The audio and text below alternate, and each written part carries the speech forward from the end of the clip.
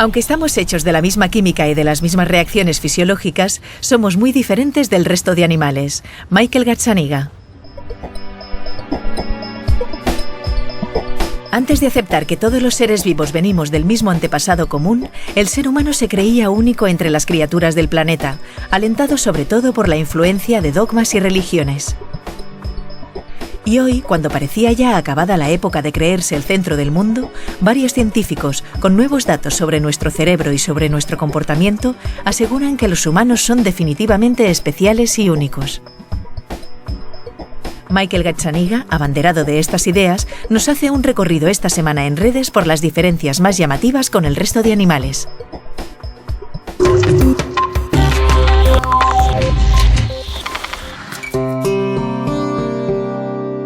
Yo no digo que he pasado una década, es que he pasado 2 décadas o a lo mejor hasta 3 décadas oyendo a mis amigos científicos decirme una y otra vez que la condición humana era una cuestión de grado. O sea que con relación al resto de los animales es verdad que nos habíamos diferenciado, pero que nos habíamos diferenciado por algo, y decían, pues a lo mejor es el tamaño del cerebro. Luego, cuando se vio que eso no era verdad, dijeron, bueno, pues a lo mejor ha sido gracias al lenguaje. Luego se dice, bueno, no, tampoco, porque hay otros animales que hacen algo parecido. Bueno, total, que se iban desmoronando una tras otra las barreras que nos separaban del resto de los animales. Pero resulta que el gran neurólogo Gazzaniga nos dice ahora, nos dices que somos únicos y que realmente no es una cuestión de grado. Me refiero a nuestra diferencia con el resto de los animales. En primer lugar, ¿es verdad? ¿Sigues creyendo esto, aunque la mitad de la comunidad científica todavía no lo acepte? Y luego, si suponemos que es cierto lo que dices, que tienes razón, ¿cuáles son los motivos que explican tu cambio? Sí que somos únicos. Nunca verás a una rata disfrutando de un partido de béisbol, ni a un par de chimpancés pilotando un avión. Las diferencias me parecen evidentes, y en cuanto a los motivos para saber por qué suceden estas cosas, se han estudiado las razones estructurales, porque tal vez los cerebros sean distintos de algún modo, y efectivamente hay diferencias, tanto en las pautas de los circuitos cerebrales como en los tipos de neuronas y en algunas zonas concretas del cerebro. Así pues, hay muchas cosas que se pueden mencionar y nadie sabe cuál es la más importante en este momento del análisis, pero hay muchas cosas que se pueden apuntar para ayudar a entender esta diferencia.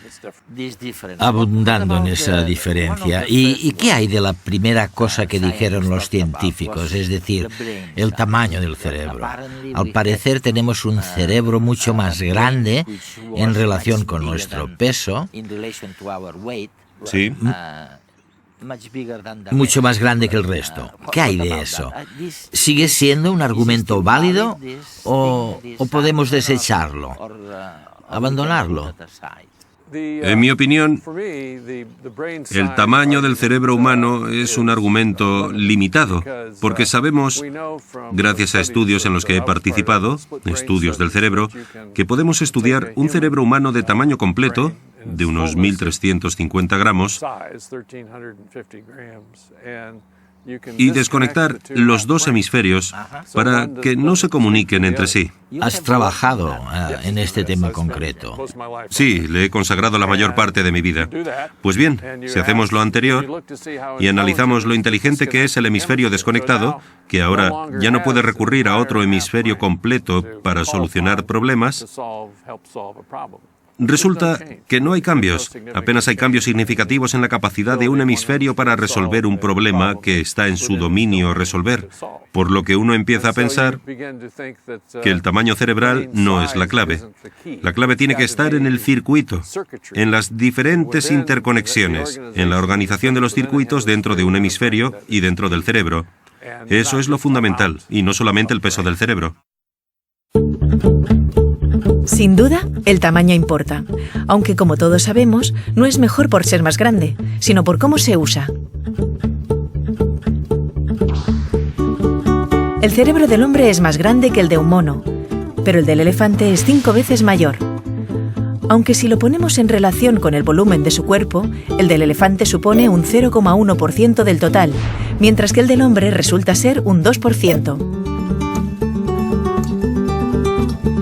Y en este sentido estamos de acuerdo que entre los mamíferos tenemos el cerebro mayor de todos, unas 4 o 5 veces mayor que la media. ¿Pero es eso suficiente para hacernos más inteligentes? Parece que no. Los neandertales, que convivieron con los primeros Homo sapiens, poseían un cerebro mayor que el nuestro, pero por alguna razón no sobrevivieron como especie, a pesar de poseer esta característica. Aún hay algo más curioso que demuestra que el tamaño no es lo único que importa. Y es que nosotros, a lo largo de nuestra historia, hemos perdido volumen cerebral, unos 150 centímetros cúbicos, mientras que nuestra estructura social y nuestra cultura han alcanzado cotas inimaginables. Por tanto, la clave no está solo en el tamaño, sino más adentro, en esas células llamadas neuronas, cuyos destellos eléctricos marcan el ritmo de nuestra evolución gracias a su especial modo de comunicarse.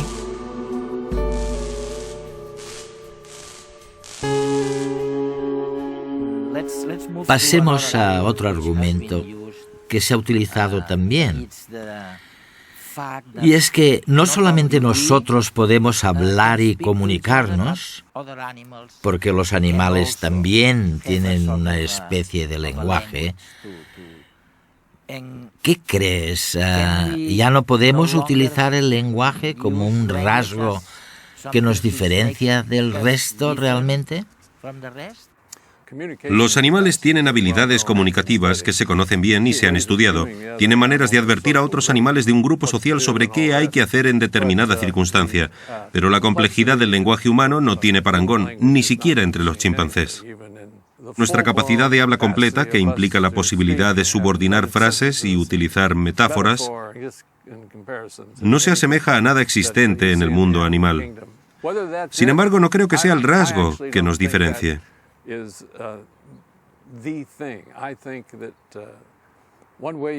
Una manera de constatarlo es estudiar un enfermo de Alzheimer, un paciente con... Alzheimer, sí.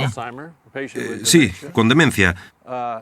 Veremos que hablan bien, pero que si luego ponemos a prueba su capacidad cognitiva, ahí sí que tienen carencias.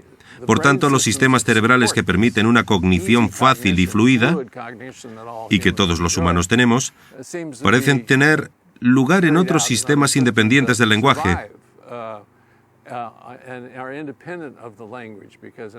Porque el Alzheimer parece atacar estas operaciones cognitivas, pero no el lenguaje en sí mismo. Otra cosa, otro pilar que se ha desmoronado y que ya no tenemos, es el siguiente. Durante muchos años, durante muchas décadas, me decían que éramos diferentes porque podíamos construir cosas. ¿Sabes? Se suponía que esa era la diferencia. Pero luego observé con mis propios ojos cómo un primatólogo, un científico amigo,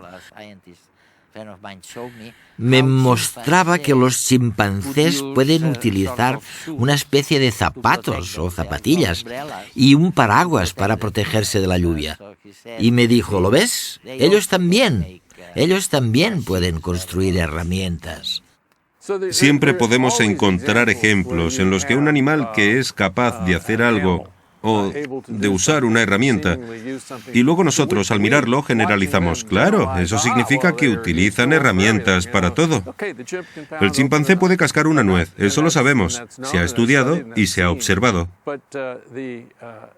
Pero generalizar esas habilidades a otros dominios, en los que resultan útiles las herramientas, ya es otra cosa. ¿Por qué no se generaliza a otros dominios? Otro ejemplo reseñable es el del célebre psicólogo David Premack, que ha demostrado que un chimpancé puede abrir una nuez con una roca. Sí. Tenemos a una hembra haciéndolo, y su cría está sentada ante ella. Pues la madre no hará ningún intento de enseñárselo a la cría. Otra diferencia entre nosotros y los chimpancés parece ser que ellos no lo enseñan. No hay ningún instinto de enseñárselo a las crías para que lo aprendan. Es otra gran diferencia. Lo que pasa es que es muy fácil entrar en Google y ver un montón de ejemplos en animales que parecen emparentados con nosotros, pero bingo, en los seres humanos la cosa se dispara porque nosotros tomamos esas características y las aplicamos a todo tipo de situaciones.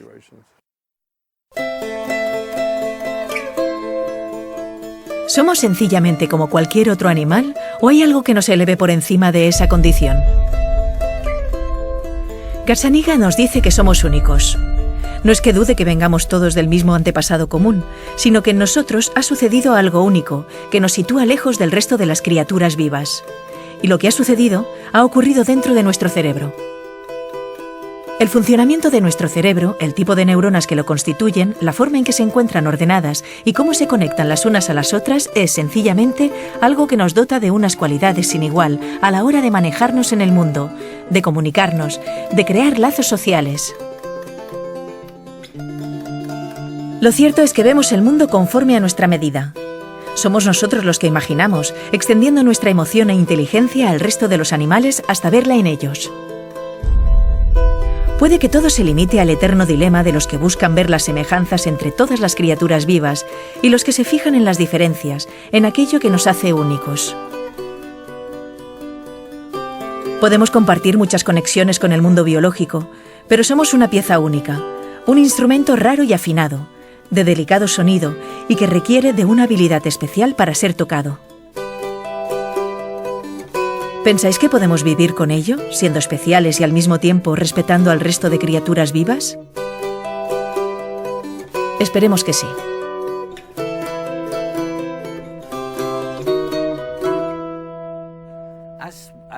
Claro, vayamos ahora un paso más allá, hacia la socialización del ser humano, donde puede que se halle parte de la respuesta a la pregunta sobre si somos únicos o no lo somos. Se han estudiado los grupos humanos y al parecer nos sentimos cómodos y podemos gestionar unas 150 personas a nuestro alrededor. Exacto. Veamos las diferencias, si las hay, entre los seres humanos y el resto de animales, en lo referente al grupo. Mira, hasta esta cifra, 150 individuos, podemos hacer un seguimiento de todas las relaciones sociales, tanto positivas como negativas, ver quién cuida a quién, etc. Y la hipótesis social es que el tamaño de nuestro cerebro está relacionado con el tamaño del grupo social que podemos gestionar y controlar. En nuestro caso, de 150 miembros. Eso es. Es la unidad humana. Ya se verá si habrá o ha habido algún factor decisivo. ¿Algún cambio? No, si está cambiando como consecuencia de los nuevos medios sociales. ¿Verdad? Ya veremos si la manera en la que la gente se une para formar un grupo social se ha revolucionado tanto que puede haber cierta repercusión en el tamaño de los grupos sociales humanos. La verdad es que todavía no lo sé. Pasemos ahora a lo que tal vez nos diferencie en realidad. Algunos científicos lo han afirmado y tú has dicho algo parecido. Me refiero a que nuestro intelecto superior surgió cuando nos volvimos realmente sociales. y que estar en contacto con los demás, tal vez por vivir tan cerca unos de otros, ha sido lo que nos ha hecho diferentes. ¿Qué crees de eso? ¿Es cierto? Solamente te pido una reflexión. Piensa en las últimas 24 horas de tu vida. Y ahora pregúntate qué porcentaje de ese tiempo has dedicado a pensar en temas sociales. Descubrirás que ha sido alrededor del 99% del tiempo. ¿Cómo estará tu mujer y tu hijo? ¿Y la persona que trabaja contigo? ¿Cuál es su intención? ¿Les va a gustar? ¿Qué piensan? No puedes desactivarlo. Constantemente conjeturamos sobre el estado mental de los demás en relación con nuestro bienestar. Es verdad, Y no dejamos de hacerlo. Tras percatarnos del increíble poder que tiene plantearse nuestras interacciones sociales en el día a día, queda claro que el cerebro humano tiene que estar tremendamente comprometido con ese proceso. Lo que intentamos descubrir ahora es cómo calculamos nuestra posición respecto al resto. ¿Cómo sabemos cuál es la intención de los demás? ¿O cuál es nuestra postura moral respecto a un planteamiento que nos hacen? Y en la actualidad podemos investigar dónde suceden estos procesos en el cerebro y qué circuitos entran en juego si funcionan con normalidad. La capacidad de descubrir el estado de ánimo de otra persona es exclusivamente humana. Hay algunas pruebas, poquísimas, de que los chimpancés pueden plantearse qué pensarán los demás chimpancés, pero es un pensamiento de muy bajo nivel, no es igual que el nuestro. como en los humanos. Sí. ¿Cuántos amigos dices que tienes en Facebook? ¿3.000? Vamos, no me lo creo. De todos esos, ¿a cuántos ves a la semana? ¿A cuántos te une una verdadera amistad? ¿Te preocupas por sus vidas, les llamas, compartes con ellos lo que te pasa de manera íntima? ¿Y cuántos no son más que conocidos, transeúntes por tu vida? Podemos vivir en medio de la gran ciudad con millones de habitantes. Podemos tener miles de amigos en Facebook. Pero nuestro cerebro solo puede llevar la cuenta de lo que le ocurre a ese grupo de 150 compañeros, familiares y amigos cercanos de manera empática y personal. Lo que ya es mucho, puesto que el grupo de relaciones de los chimpancés no supera los 50 individuos. El tamaño del cerebro se correlaciona con el de nuestro grupo social. Cuanto más inteligentes somos como especie, más sociales somos. Y cuanto más sociales somos, más experiencias tenemos, algo que estimula al cerebro y nos vuelve más inteligentes. Por tanto, las relaciones sociales juegan un papel importantísimo en la evolución de los seres humanos. Tan importante que para consolidar esos grupos hemos tenido que desarrollar un lenguaje complejo. No solo hablar, sino leer la emoción expresada en el rostro y el tono de la voz del otro. Lo que ha modificado tanto nuestra estructura física como mental. La cabeza, la laringe, las cuerdas vocales, la lengua, nuestra boca, un mayor número de músculos en el rostro para expresar emoción y también se han visto afectadas distintas áreas del cerebro. Todo para poder proyectarnos en la vida de los demás y, en último término, para reflexionar sobre nosotros mismos, ser conscientes. Vivir en sociedad, en grupos grandes como los nuestros, supone un estímulo a la experiencia, base del desarrollo de la inteligencia. Y es que la ayuda del grupo ha sido y es imprescindible. Nos ha proporcionado un cuidado, alimento y apoyo emocional que nos ha permitido florecer de una forma absolutamente única entre todas las especies, creando ciudades, una cultura, una ciencia y un arte.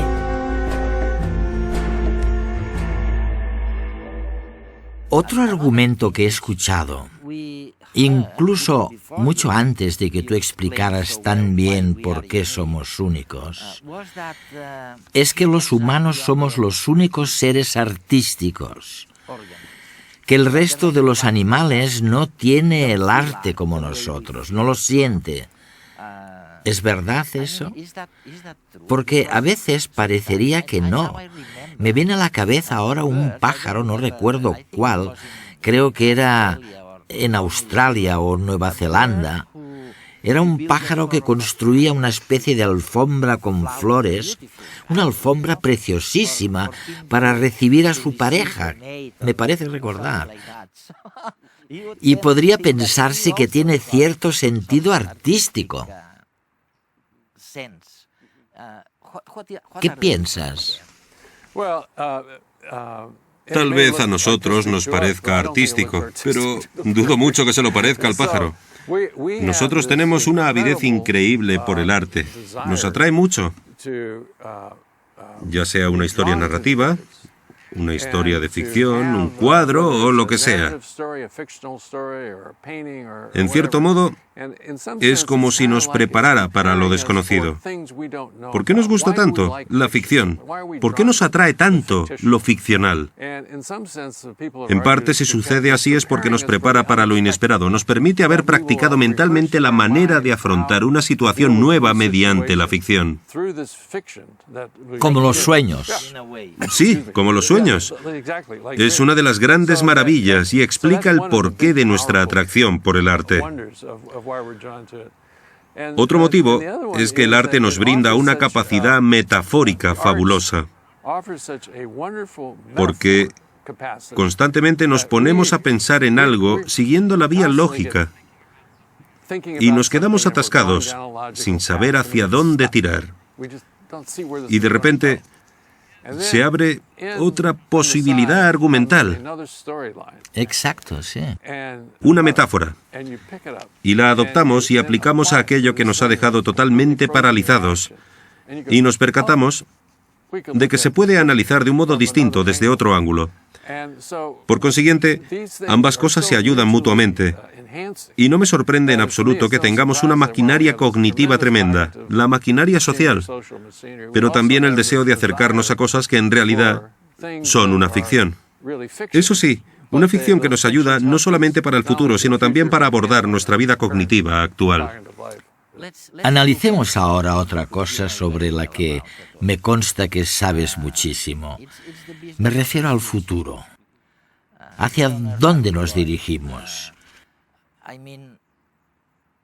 Si creemos, y creo que es el caso, lo que dice Gordon Moore sobre el número de transistores en los circuitos integrados que para lograr rentabilidad van aumentando a un ritmo determinado, multiplícalo por 20 o... Pero, ¿qué hay de los cyborgs? Hace poco, en Estados Unidos, conversamos con un cardiólogo sobre la medicina inalámbrica, que es realmente muy distinta del tipo de medicina que conocemos hoy en día. Además, Kurzweil y otros científicos sugieren que en 30 o 50 años los ordenadores serán más inteligentes que nosotros. ¿Qué opinas? ¿Seguiremos siendo únicos o los únicos serán los cyborg o los ordenadores? Ya hay muchos cyborgs, si tenemos en cuenta la neuroprótesis y demás, o los pequeños dispositivos que nos ayudan. Ahora los utilizamos muchísimo para nuestro sistema de memoria. Y como resultado, si tenemos que recordar cosas sin ayuda, tenemos dificultades. Así que ya está sucediendo. Sin embargo, no creo que se vaya a girar en nuestra contra. Más bien, me parece que seguiremos adaptándonos a todos estos cambios a nuestra propia manera inteligente y los utilizaremos para los propósitos y motivaciones de la condición humana. En el futuro lejano, quién sabe, pero en lo que concierne a la vida en los próximos 50 o 100 años, creo que eso es todo. Lo que cambiará, y está cambiando, es nuestra idea sobre quiénes somos. Ahí sí que tenemos que estar atentos.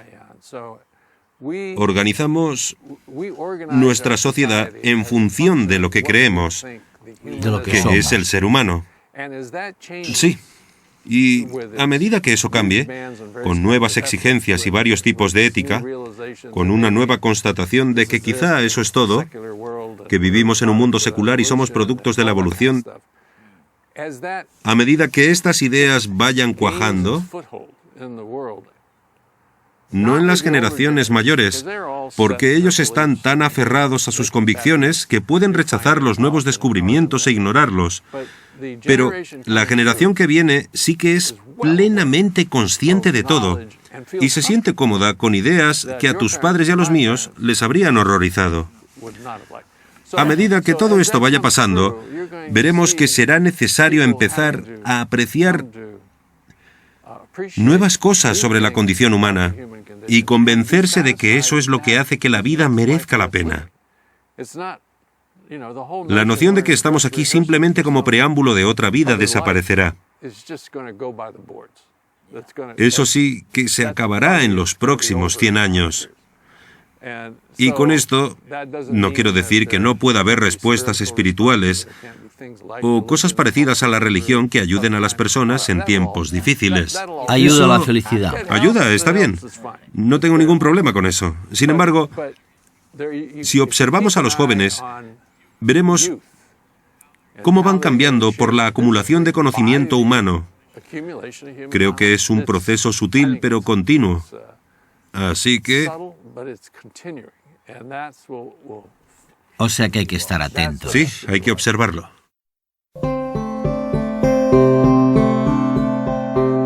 Hollywood se ha hecho famoso en todo el mundo porque supo presentar o representar en ciencia ficción relatos que se habían imaginado. Y la imaginación, aunque parezca extraño, no podemos contar con ella los humanos hasta hace unos 30 o 40 mil años. Es cuando la gente empieza a imaginar justamente lo que su interlocutor está pensando en el momento en que dos personas están hablando. El arte realmente es muy difícil saber su origen. Yo se lo he preguntado a cantidad de científicos, entre ellos a Gazzaniga, aquí en Los Ángeles. Le he dicho, oiga, ¿en qué momento cree usted que nace el arte? ¿Y el arte es algo único de los humanos o el resto de los animales? También pueden ser en un momento determinado artistas. Lo único que sabemos con certeza es que el arte, esta expresión única de los humanos, tiene con toda probabilidad un basamento biológico. Lo que cambiará y está cambiando es nuestra idea sobre quiénes somos. Michael Gazzaniga.